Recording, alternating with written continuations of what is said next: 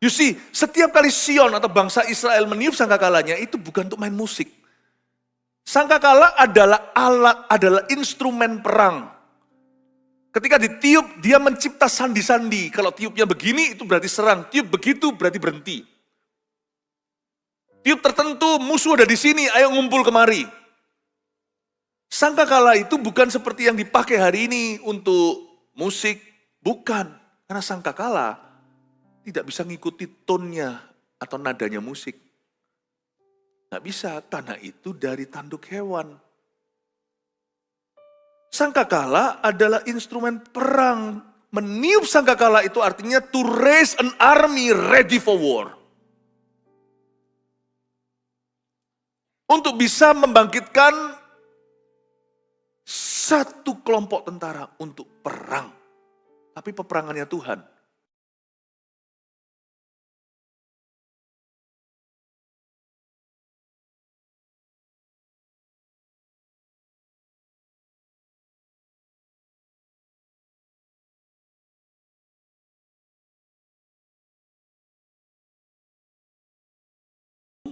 Tanggal 14 saya akan tayangkan. Tapi saya jelaskan dulu aja. Sebenarnya Super Conference ini mengapa diadakan dan apa gunanya dalam hidup kita. Simple aja, ada tiga perikop ayat yang saya bahas sebelum saya bahas pesan hari ini. Yaitu di Lukas 22, 2 Raja-Raja 13, dan Kejadian 15. Lukas 22 ayat 41 bunyinya, munculkan di depan sini. Kemudian Yesus menjauhkan diri dari mereka, yaitu dari murid-muridnya. Kira-kira sepelempar batu jaraknya. Lalu ia berlutut dan berdoa, katanya. Lukas 22 ayat 41, kita nggak usah masuk ke dalam doa Yesus, tapi ada sebuah gerakan tubuh. Yesus kan bawa ke Getsemani itu, 3 muridnya terdekat, Petrus, Yohanes, dan Yakobus. Tapi waktu sampai di sana, Yesus menjauhkan diri sejauh apa? Sepelempar batu jaraknya. Ya bukan batu kali yang gede itu, berat sekali. Tapi batu yang bisa digenggam tangan. Saya nggak mau lakukan di sini ya, tapi kalian bisa bayangkan. Kalau satu batu itu dilempar oleh seorang pria umur 30, 33 tepatnya, kira-kira jauh nggak? Lumayan lah. Sepelempar itu nggak mungkin, nggak jauh banget, tapi yang nggak dekat banget. Kecuali kalau yang dilempar tisu, ya pasti cuma di sini jatuh. Tapi kalau sepelempar batu jauhnya, lumayan jauh. Lemparkan begitu, ke situ. Kenapa Yesus mau pergi jauh? Bukan mau menjauhi murid-muridnya, Yesus mau mendekat ke Bapa. Sepelempar batu jauh itu adalah suatu jarak yang perlu agar Yesus bisa mendengar suara Bapa lebih jelas. Agar Yesus bisa curhat, agar nanti peluhnya bisa menjadi darah, agar Yesus bisa membawa dirinya ke dalam hadirat Bapa. Sepelempar jauhnya batu itulah kita nyampe ke Jakarta tanggal 17 dan 18. 17-18 betul ya? 17-18 bulan Juni.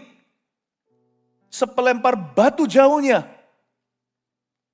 Kenapa kok nggak bisa doa di situ aja sih Yesus? Kenapa harus ke Getsemani Tuhan?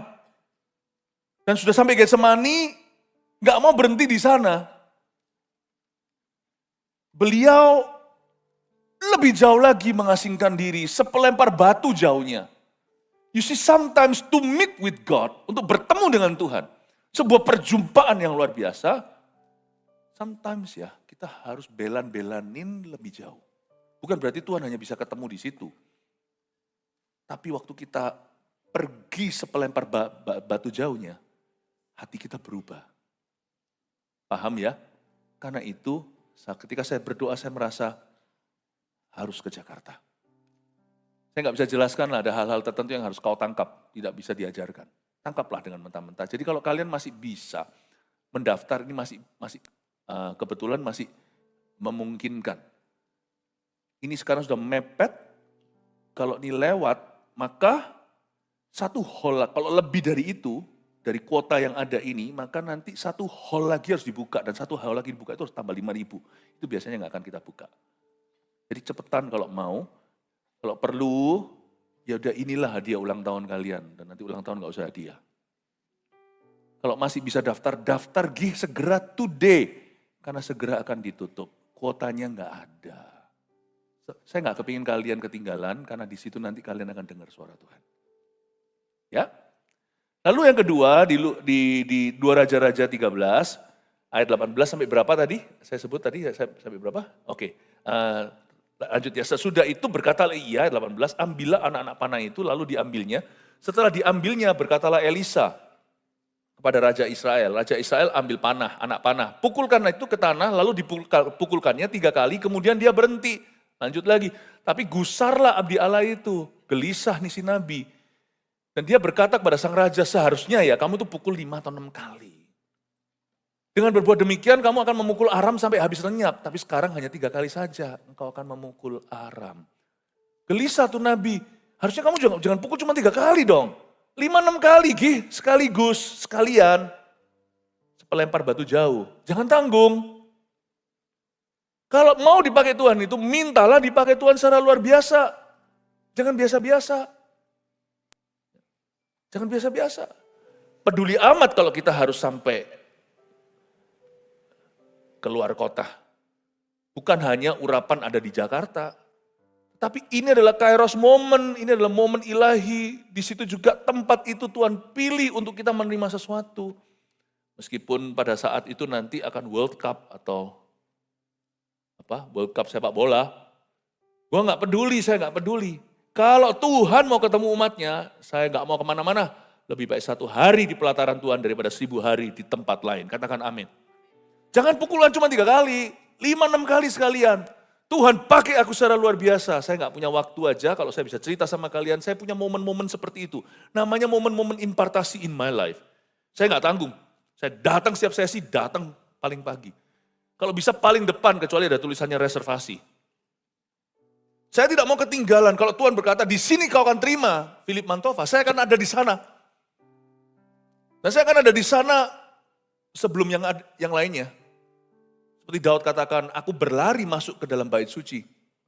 Aku ingat hari-hari ketika aku berdesak-desakan, tetapi aku mendahului mereka. Kalau Tuhan beritahu sama kalian, sama kita, di sini kau akan terima urapan, saya akan ada di sana dan saya akan ada di situ tiap sesi. Saya tidak akan ketinggalan, datang lebih early. Kejadian 15 berkata seperti ini. Lalu Tuhan membawa Abram keluar serta berfirman. Tuhan bisa nggak berfirman di dalam rumah? Bisa, tapi Tuhan ajak dia keluar. Tuhan yang pilih tempat appointment-nya. Coba lihat ke langit, hitunglah bintang-bintang. Jika engkau dapat menghitungnya, maka firman-Nya kepadanya. Di situ Tuhan bukan hanya berfirman seperti sekarang ini kita terima khotbah, dengar khotbah, atau terima pengajaran. Tapi firman di sini adalah God is making a covenant with His word. Through His word in your life. Tuhan sedang membuat perjanjian dengan Abraham. Disinilah Abraham menjadi bapak iman. Hari di mana dia belum punya Ishak, belum punya anak. Tapi hari itu di dalam hadirat Allah, karena dia meresponi suara Tuhan, keluarlah Tuhan berfirman, demikianlah banyaknya nanti keturunanmu. Hari itu Tuhan melantik dia dengan sebuah urapan baru, menjadi bapak segala bangsa. Saya nggak bisa jelaskan di dalam spirit saya ini kayak mau meledak-ledak. Saya tahu kalian yang datang nanti tidak akan sia-sia. Kalian yang datang nanti akan punya suatu perjanjian tak tertulis dengan Tuhan. Cepetan, nanti segera habis ini mendaftar. Udah beritahu kalau perlu hadiah ulang tahunku 3 tahun, ku borong di sini.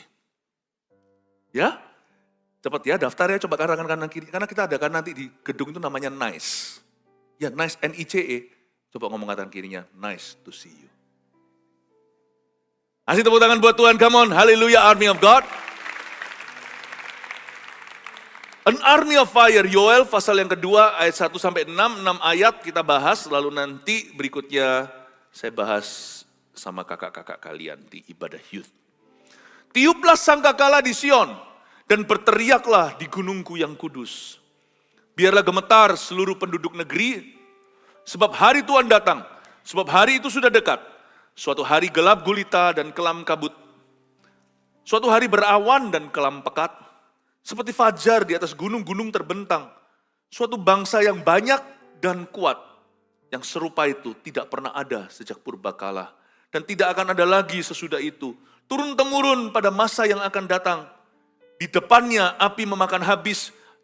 Di belakangnya nyala api berkobar. Tanah di depannya seperti Taman Eden, tetapi di belakangnya padang gurun tandus dan sama sekali tidak ada yang dapat luput. Rupanya seperti kuda, dan seperti kuda balapan mereka berlari.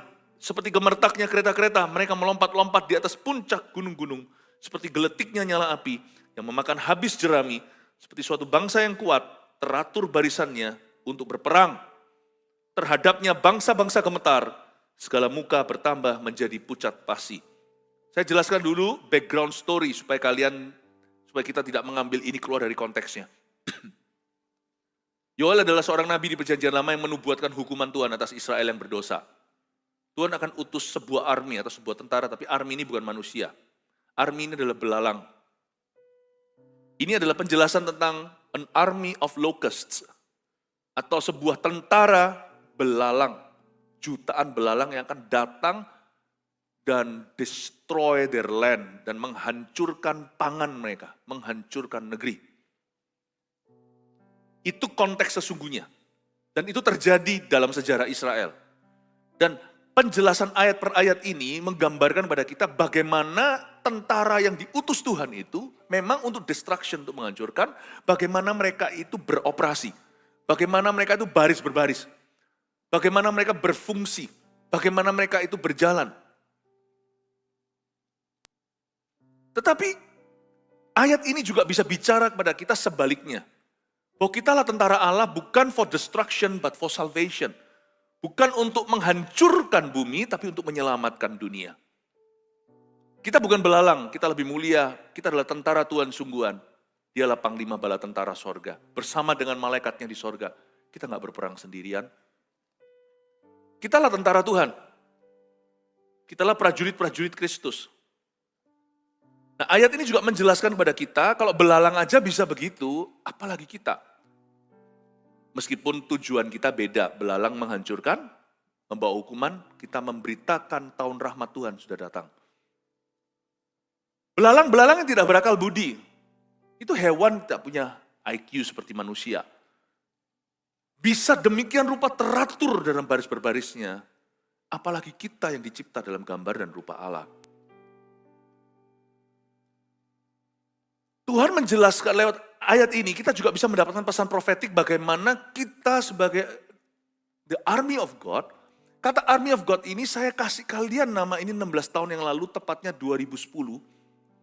Pada waktu itu kita celebrate langsung KKR di Juanda Airport. Siang harinya konferensi, ribuan orang tapi nggak sampai seperti di super conference nanti 30.000, waktu itu sekitar 45.000 orang. Di situ ada 500 orang delegasi internasional semua datang hamba-hamba Tuhan.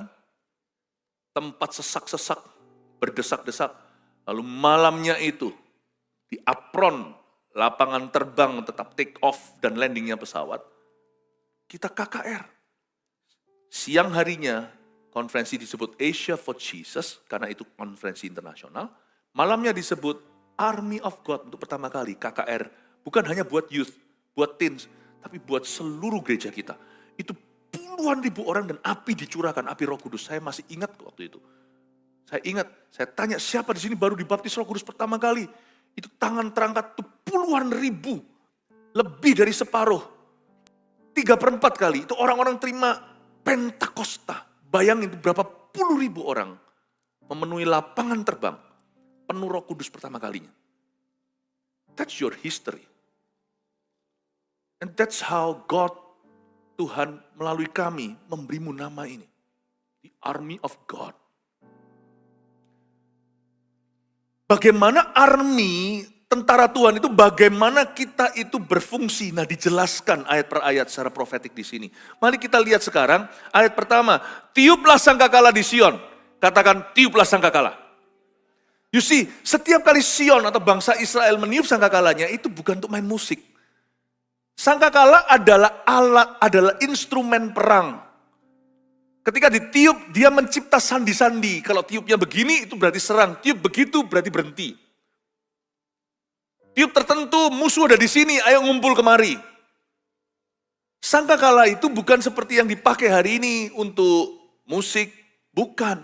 Karena sangkakala tidak bisa ngikuti tonnya atau nadanya musik. Nggak bisa, tanah itu dari tanduk hewan.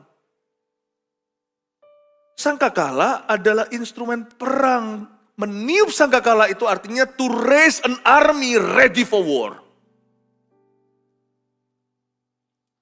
Untuk bisa membangkitkan satu kelompok tentara untuk perang. Tapi peperangannya Tuhan. Makanya dulu tagline-nya, Army of God, fight for righteousness. Kita berjuang untuk kebenaran. Berjuang untuk kekudusan. Dan berteriaklah di gunungku yang kudus, bukan hanya tiup sangkakala, tapi mereka berteriak, kata berteriak di gunung yang kudus di sini. Kata berteriak itu sama artinya dengan seperti seorang ibu melahirkan, teriak kesakitan atau labor cry. Disamakan, kata berteriak di sini bukan teriaknya, wow, itu Michael Jackson. Berarti bukan teriak mengasihani diri, aduh, mengeluh, bukan. Kata berteriak di sini, please understand this. You were born through a holy labor cry. And you're born on the mountain of prayer. Saya ada di sana waktu kau dilahirkan. Bukan pada waktu kalian lahir itu di rumah sakit, saya tidak di situ. Tapi saya ada di sana waktu namanya Army of God itu lahir. Karena saya ada di hadirat Allah. Saya berada di gunungnya yang kudus. Bukan gunung beneran. Saya berada di dalam doa. You were birthed through prayer in labor pangs. Ini bukan acara program. Kalau hanya program mana bisa run-nya selama ini. Dan api. We are the army of God. Ini orang-orang gak ada di situ. Tapi nyanyinya the same spirit. Ini kalau bukan Tuhan.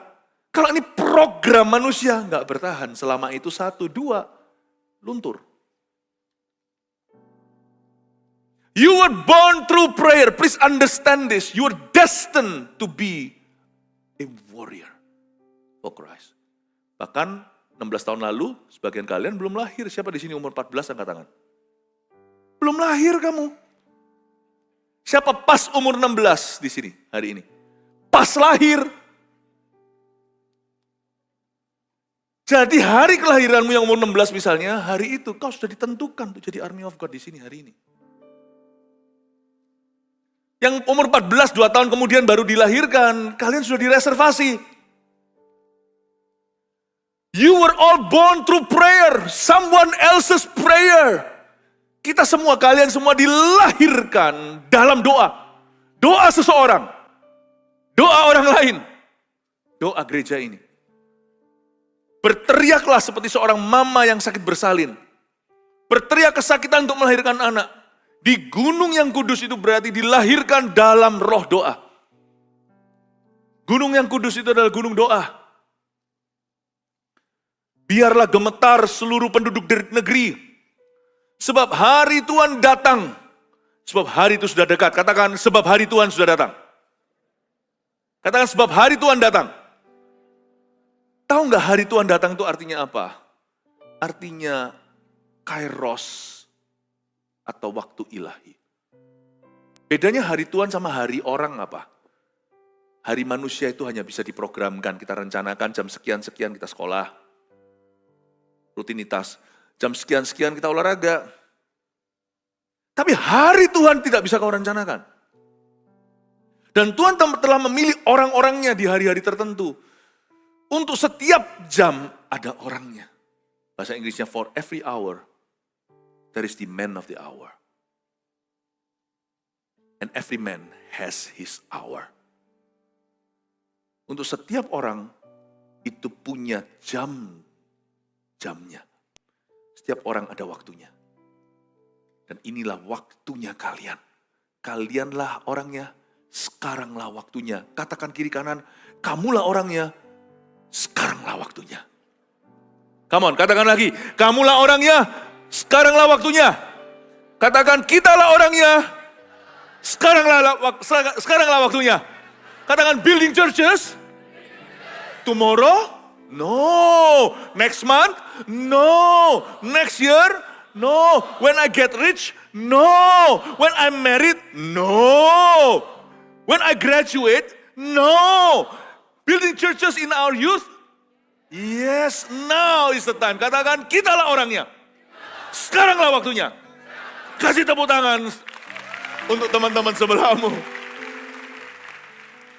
For every man there is the hour. For every hour there is a man. Itulah yang dimaksud dengan hari Tuhan.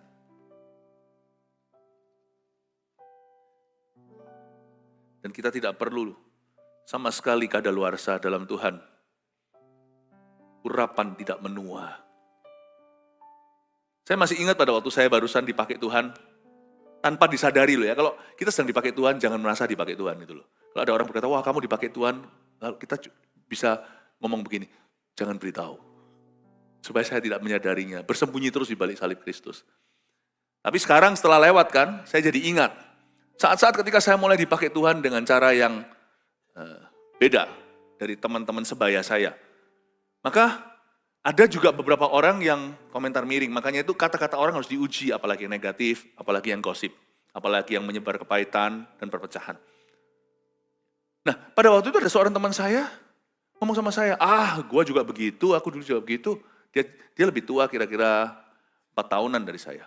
Aku juga gitu, cepat lambat nanti juga jadi biasa. No. Saya ingat pada waktu dia ngomong gitu, saya sempat terhentak. Apa iya? Ternyata setelah itu saya lebih percaya Tuhan untungnya. Saya berkata, no. You see, untuk setiap jam ada orangnya. Tapi kalau kita setia, kita akan dipakai Tuhan setiap jam dalam hidup kita. Dan saya telah melampaui semua prediksi mereka, teman-teman saya waktu itu ya. 4 tahun lagi, saya sudah lewat dari 4 tahun, jauh dari 4 tahun itu. Orang-orang yang berkata, nanti seperti saya. Nanti seperti saya. Saya berkata begini, Tuhan tidak punya mantan. Tuhan tidak punya mantan. Mereka akan berjalan makin lama, makin kuat, hendak menghadap Allah di Sion, Mazmur 84. Kita akan semakin kuat. Saya berkata, Tuhan use me for my hour. Pakai aku untuk generasiku, bahkan Tuhan untuk generasi yang akan datang. Jangan hanya pakai aku untuk generasiku, terlalu kecil, Yesaya 49. Terlalu kecil kamu hanya untuk mengembalikan suku Yakub. Terlalu kecil kamu hanya untuk orang-orang sebayamu. Kamu nanti akan menjadi terang bagi bangsa-bangsa. Jangan hanya pakai saya kepada orang-orang yang sebaya. Atau orang-orang yang sifatnya horizontal saya. No Tuhan. Pakai aku nanti sampai turun-temurun. Dan pada waktu dulu, seperti Yeremia, mereka memandang saya muda. Waduh, terintimidasi kalau sama om dan tante misalnya. Saya benar-benar berkali-kali. Saya masih ingat suatu hari, pada waktu itu ada di sebuah kota kecil di Indonesia. Waktu itu saya lagi, umur berapa ya, saya waktu itu lagi, belum zamannya sekarang. Zaman sekarang orang kalau bosen, lalu kalau boring gimana? Kalau kita sudah feeling bored gitu ya, maka kita gampang kan ada banyak sekali hari ini karena zamannya gadget, hari ini banyak sekali hiburan, malah justru harus hati-hati. Jangan sampai healing terus, nanti hiburan terus, lama-lama kita kehilangan urapan kita. Zaman sekarang itu, orang itu gak seperti zaman dulu. Kalau zaman dulu ya, gak tahu, saya jadi gak ngerti mana yang lebih beruntung ya. Kalau dilihat dari sisi entertainment ya sekarang lah, zaman sekarang gak suka tinggal switch. Di tangan kita mau nonton apa tinggal ketik. Zaman dulu gak ada. Dulu sekali ada satu benda aneh. Mereka namakan televisi tapi gemuk sekali. Bukan yang pipih. Bukan smart TV, tapi hitam putih. Saya zaman itu, jadi generasi saya ini paling unik. Kita pernah zamani zaman dulu dan zaman sekarang. Generasi kalian, Gen Z misalnya, tidak zamani yang zaman dulu. Saya pernah zamani televisi itu gak ada remote, cuman satu dan satu channel saja. Namanya TVRI. Lu suka gak suka nonton itu? Jam segini, jam 9, dunia dalam berita. Semua orang nonton berita. Gak ada. Nanti kalau hari Minggu, zaman dulu itu ada puppet show namanya Unyil. Terus hari Minggu, kalau yang gak ke gereja misalnya, pagi-pagi nanti akan ada itu loh. Orang bule yang rambutnya panjang, cowok apa itu yang prairie, apa namanya itu? Lalu nanti malamnya ada film apa. Jadi kita semuanya, dari seluruh Nusantara, dari Sabang sampai Merauke, kita nonton yang sama di jam yang sama. Gak ada orang bisa pilih. Suka gak suka. Zaman sekarang, orang nontonnya beda-beda, terserah dia. Dan cepat lagi. Klik semuanya cepat. Saya ingat pada waktu itu, kok sampai ngomong sejauh ini ya, waktu itu saya ada di sebuah kota, gak ada hiburan. Nah masalahnya, celakanya, TV pun rusak. Belum zaman HP, gak ada HP. Kalian tahu pager gak? Kok bisa tahu? Pager itu kalau kita mau sampai sekarang misalnya chatting gini ya, yang kirim misalnya WA gitu ya, ini sekarang kan tinggal tekan tombol di tanganmu sendiri. Dulu enggak. Satu kalimat dibatasi, enggak boleh banyak. Telepon operator dulu. Operator kirim, titit, muncul di sininya. Lalu dibuka, lihat, oh begini. Lalu telepon operator, tolong jawab begitu. Jadi lewat operator dulu, bayangin. Ribet banget zaman dulu ya. Jadi dulu itu enggak ada entertainmentnya. Jadi enggak mau kita kalau bosen ya berdoa.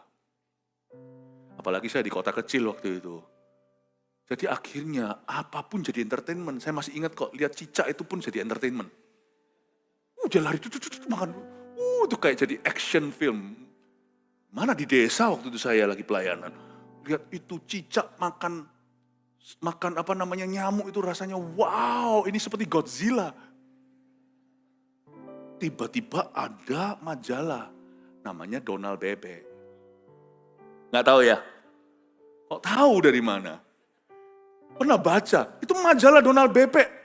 Ada warnanya lebih bagus dari televisi lagi. Jadi saya baca tuh Donald Bebek, ketawa yang enggak, lucu lah. Tapi pas daripada, lihat bebek gini jadi kepingin bebek goreng, lapar.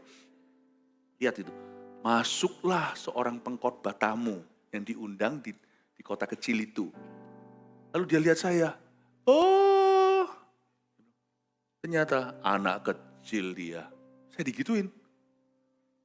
Pak Samuel Handoko ada di situ. Bapaknya Ko Eben. Dan teman-teman waktu itu. Anak kecil itu. Beliau dari luar negeri. Lalu datanglah hari KKR. Pada waktu KKR itu ada altar call. Pada waktu altar call diadakan, semua orang mau dipakai Tuhan, itu orang berjejer semuanya. Berbaris-baris, tapi kekurangan pendoa. Saya masih ingat kok, kekurangan pendoa. Jadi akhirnya gembala setempat berkata, saya minta semua siswa-siswa sekolah Alkitab, baik yang dari sini ataupun yang magang dari mana, saya dari luar negeri kan, itu magang dari luar negeri, akhirnya saya ikut doa. Saya masih ingat, bukan saya coba sok-sokan atau membuktikan diri atau saingan. Tapi orang yang ejek saya karena saya baca Donald Bebek, tumpang tangan ke satu orang. Saya tidak berkata bahwa manifestasi itu adalah satu-satunya tanda bahwa Tuhan beserta. Saya nggak berkata gitu loh ya. Tapi waktu itu seperti ada satu demonstrasi untuk menguatkan saya. Saya sendiri nggak nyangka. Saya masih muda. Dibilang, anak kecil ini orang ini masih ingusan. Saya masih ingat di depan saya ngomongnya. Ya saya nggak bisa bantah, saya pegang Donald Bebek di tangan. Saya baru umur 19. Sana sudah umur 39, 49, siapa tahu. Tapi pada waktu tumpang tangan kekurangan orang, ini tumpang tangan, saya tumpang tangan biasa, saya nggak dorong, bahkan belum pegang. Saya tumpang tangan itu cuman benar-benar dengan hati yang ingin melihat orang lain dilawat Tuhan. Saya tumpang tangan ini satu baris itu rebas, tanpa gandengan tangan. Dan pendeta tadi yang menghina saya dari luar negeri itu melihat saya. Saya lihat mukanya tercengang, saya juga tercengang. Setelah itu orang lain semua berdoa, saya doa, baris kedua saya tumpang tangan satu orang. Rebas seperti domino kiri ke kanan. Kalau saya di kiri, kalau saya di kanan, kanan ke kiri. Itu orang sebelahnya tanpa saya tumpang tangan. Saya diajari Tuhan. You see too small, terlalu kecil kamu hanya menjadi berkat buat sebaya. Suatu hari nanti kamu akan layani orang-orang yang jauh lebih muda dari kamu. Mereka yang masih kecil makan belum lahir. Dan orang-orang tua yang meragukanmu. satu-satu akan datang dan mengakui bahwa aku besertamu. Saya ingat itu. Setelah itu saya tidak malu lagi pegang Donald Pepe. Ini yang disebut di ayat ini. Sebab hari Tuhan datang. Just be faithful with your hour. Setia dengan jammu, jam-jam lain akan diberikan kepadamu. Just be faithful with your hour. Let me say it once again. Be faithful with your hour. Belajar loyal, belajar setia. Jangan mengeluh, belajar percaya. Fokus ke Tuhan Yesus. Dari mana keluar kalimat yang seringkali saya dengungkan sebelum khotbah, bersembunyi balik salib Kristus. Itu dia. Pokoknya aku bersembunyi di balik salib Kristus. Lu mau puji gua, lu mau hina gua, nggak sama sekali ada efeknya buat saya. I am hiding behind Christ. I just need to be faithful with my hour. Saya perlu hanya untuk setia dengan jam saya. Jam orang berikutnya yang belum dilahirkan akan diberikan kepadaku. Jam orang-orang sebelumnya yang sudah menua di hadapanku akan diberikan kepadaku. Kalau saya khotbah gini, di depan orang-orang Afrika, mereka sudah lompat-lompat di atas kursi. Bisakah kalian berkata amin, kasih tepuk tangan untuk Tuhan Yesus? Jangan terlalu alim kalau dengar khotbah. Amin Bapak, Ibu, Saudara. You will always be the man of the hour. You be faithful with your hour. Kalimat ini dalam. Kita kira hanya hari Tuhan. Apakah kita kira hari Tuhan itu hanya hari kiamat? Atau hari kedatangan Tuhan kedua kali? You're wrong. Hari Tuhan itu kairos ilahi. Hari Tuhan itu adalah the hour God is giving you. Tuhan akan memberimu 2 jam, 2 hours. Dan Tuhan akan setengah-setengah giving you half an hour. God is giving you just rightly your hour. Can you be faithful with your hour? Saya ngerti, bukan berarti kita sempurna. Saya pun tidak. Jatuh bangun bener. Aduh, saya masih belepotan. Tapi itulah indahnya orang muda, bukan? Saya nggak berkata, oke lah itu boleh. Saya nggak berkata, silakan kalian dosa, enggak. Belepotannya anak muda itu namanya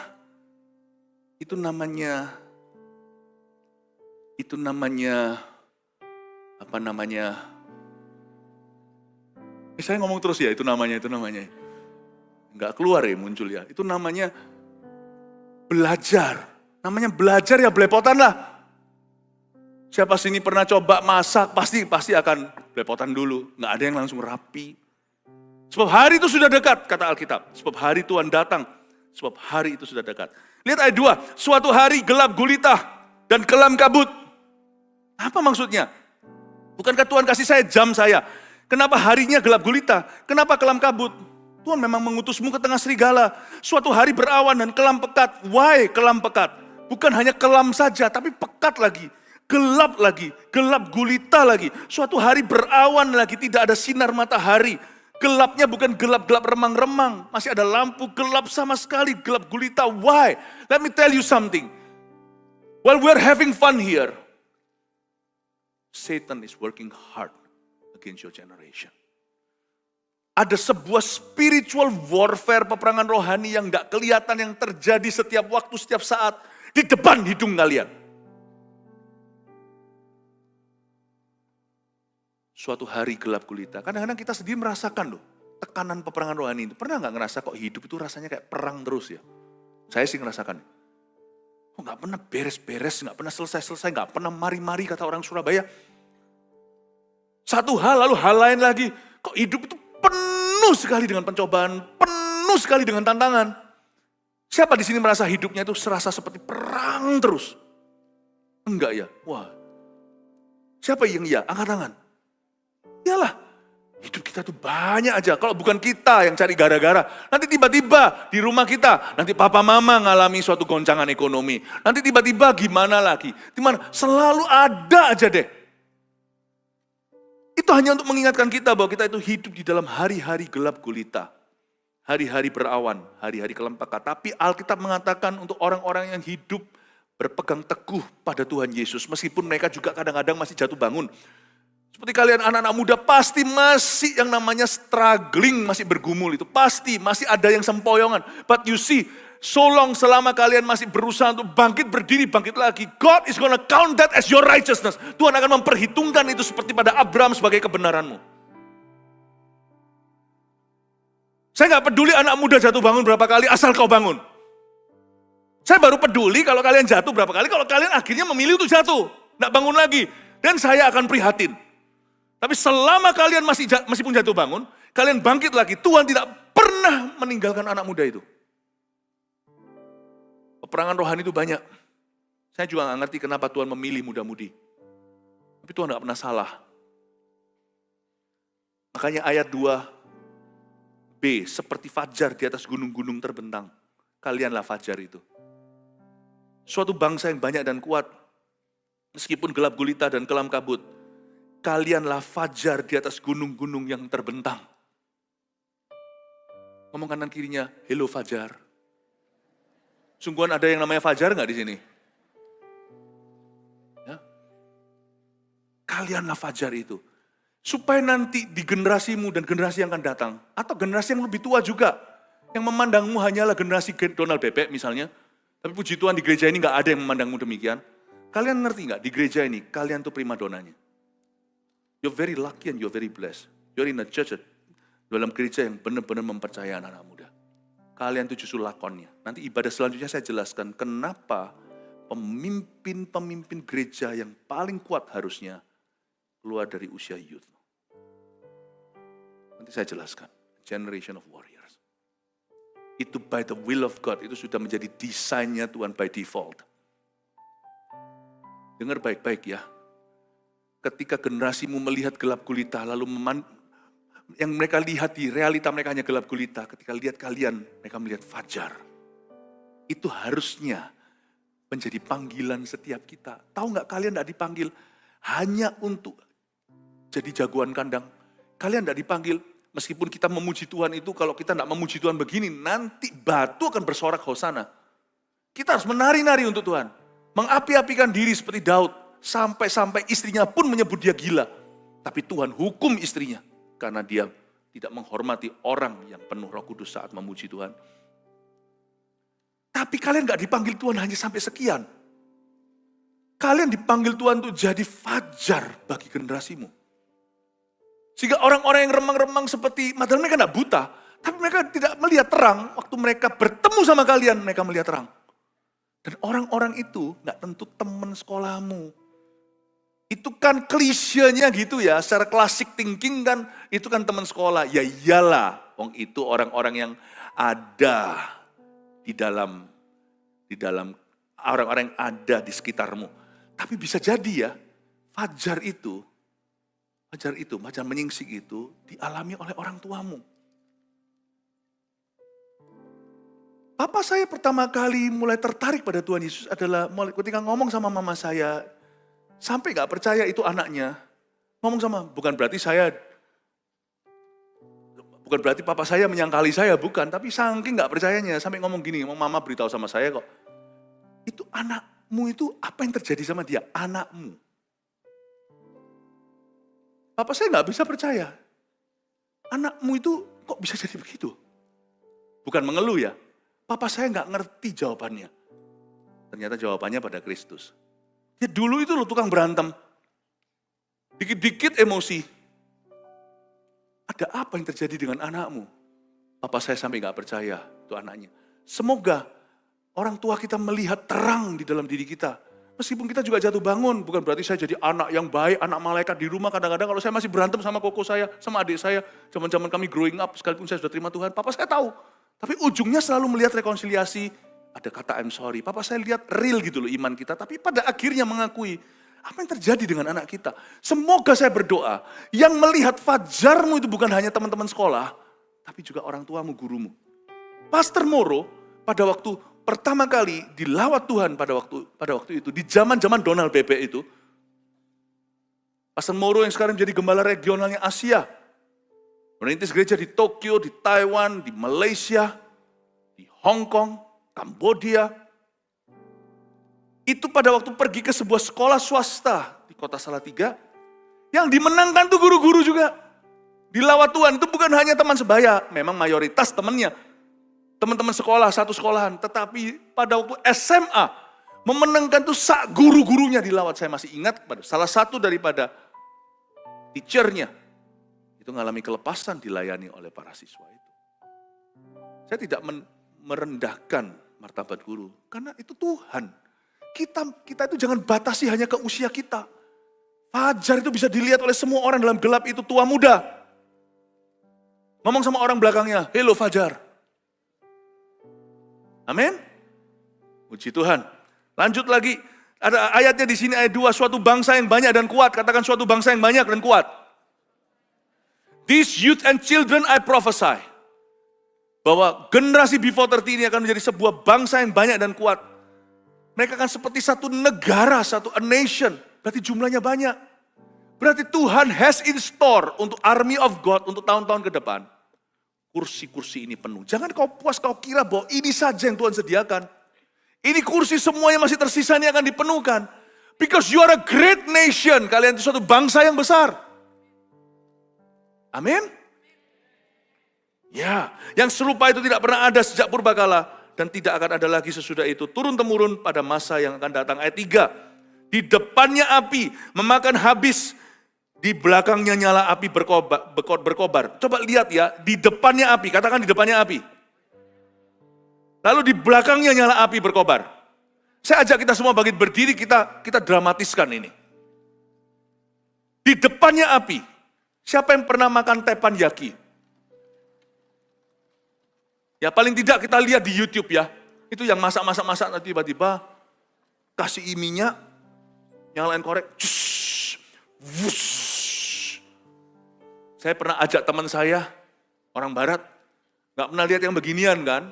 Mungkin dari orang, tergantung kalau dari kota besar ya pernah. Tapi ini kan dari kota-kota yang mungkin agak sedikit desa. Saya ajak gitu waktu kita lagi makan teppanyaki gitu ya. Saya bilang hati-hati ya. Dia kaget, wush, di depannya itu kan hawa panas kerasa di mukanya. Dia langsung wush, gitu. Wah, dia langsung kursinya tuh langsung langsung diseret ke belakang seret gitu. Wow. Saya bilang, relax bro. You're not on fire. You're before fire. Oke, kalau tiba-tiba ada api, di Alkitab katakan di depannya api. Ayo semua begini. Di depannya api. Wush. Tunggu lo. Maju kena, mundur kena lo. Karena Alkitab dikatakan di belakangnya nyala api berkobar. Di belakangnya api. Wush. Ngerti gak sih kalian? Orang berkata inilah zamannya kalian berapi-api. Iya betul. But do you know that your future is on fire too? Jangan percaya teman saya yang ngomong sama saya 4 tahun lebih tua itu. Nanti toh jadi biasa. Siapa bilang? Your future is fire, di depannya api. Ayo semuanya, di depannya api. Kalau saya bilang di depannya api semua gitu. Ya. Gini, bukan begini. Apa sih lu? Ya.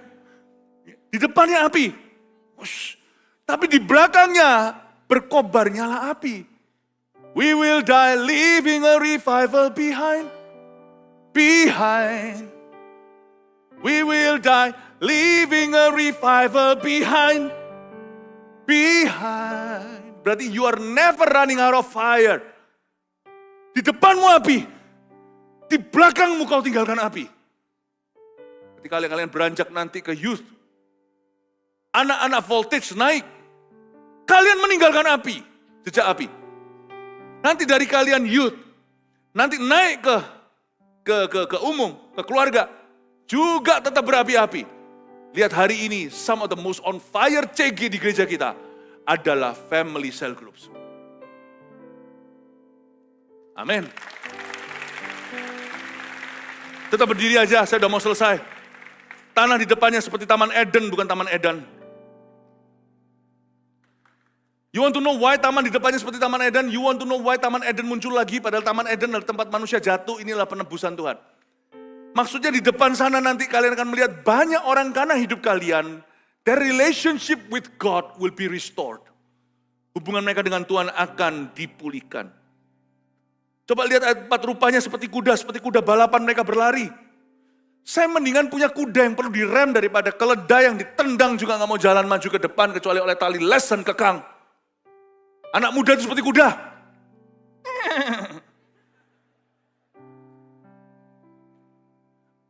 Anak muda itu potong telinga dulu, baru berkata, ups. Tuhan berkata, ayah, diambil kupingnya hamba imam besar itu, ditempelkan sama Tuhan Yesus. Disembuhkan, itu telinga putus. Ditempelkan. Tetapi Yesus tahu bahwa nanti orang yang gegabah itu akan menjadi rasul. Yang karena gegabahnya mengubah dunia. Karena gegabahnya Cornelius itu tembus. Itu orang non-Yahudi, itu tabu loh. Itu tabu bagi orang Kristen zaman itu. You see, rupanya seperti kuda. Seperti kuda balapan mereka berlari. Tapi saya mending punya anak-anak muda di dalam gereja kita yang lari dulu baru mikir nanti. Bukan berarti gak mikir. Makanya firman yang diberikan kan untuk mikir. Lari dulu daripada orang-orang yang terlalu jaim. Gimana tadi? Gimana? Saya lebih senang kelihatan anak-anak muda yang apa adanya. Wah, puji Tuhan kalian semua ini variatif luar biasa. Dari semua yang pakaian casual, benar-benar youthful, sampai yang formal pun ada. Well dressed. Namanya anniversary ya begitu. Very well dressed. Tapi ya, tak beritahu ya, mau kalian yang datangnya itu funky, gaya Amerika. Ataupun yang well dressed, gaya opa-opa Korea. Tapi kalau memuji Tuhan, kita semua berlaku seperti kuda.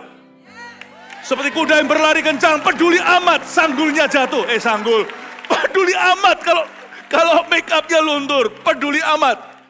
Saya beritahu tetap sama sampai kapanpun DNA-nya Army of God. Mereka yang paling berkeringat, yang paling bau nanti pulangnya, itu yang dapat jodoh dulu. Come on baby. Malah justru yang terus-terusan mengaca seperti ini, terus-terusan benerin rambutnya, malah justru nggak ada yang mau. Not in this church on fire is keren, on fire is handsome, on fire is pretty. Hallelujah. Come on. Seperti gemertaknya kereta-kereta. Ayat 5. Mereka melompat-lompat di atas puncak gunung. Ya kayak tadi tuh yang seperti festival melompat-lompat. Malah menurut saya kurang lompat. Tak beritahu ya. Tempat ini memang kalau buat lompat sampai puluhan ribu ya bisa nggak? Ya saya nggak tahu. Tapi kalau cuma segini ya tak beritahu ya. Ini tempat didobel-dobelin fondasikan supaya kita bisa lompat dan oke. Udah pakai ada dikasih kulkas nggak pernah taruh sayur atau daging. Dikasih fondasi yang tebel, kalau kita lompatnya cuma segitu-segitu doang. Mr. Bean apa? Alkitab berkata seperti gemertak kereta-keretanya. Mereka itu melompat-lompat di atas puncak gunung seperti geletiknya nyala api yang memakan habis jerami. Seperti suatu bangsa yang kuat. Tapi meskipun mereka lompat-lompat, tetapi di dalam misi mereka teratur barisannya untuk berperang. Sponsor jadi sponsor. CGL jadi CGL. Coach jadi coach, TL jadi TL. Teratur barisannya. Sekalipun kalian masih muda, kalian diajari tiap minggu di gereja, diajari leadership for free. Kalian diajari jadi people person, memang kalian tidak belajar biologi, matematika, fisika itu di sekolah. Tapi di sini kalian diajari tentang kehidupan. Diajari tanggung jawab, teratur barisannya. Dan lihat ini baik-baik, apa yang jadi rencana Tuhan. Tidak semua kita akan ke luar negeri, karena Indonesia juga luar negeri. Ngerti? Terhadapnya, listen to me. Bangsa-bangsa gemetar terhadap siapa? Terhadap kalian, bangsa-bangsa akan gemetar. Segala muka bertambah menjadi pucat pasi. To the nations, sampai ke bangsa-bangsa.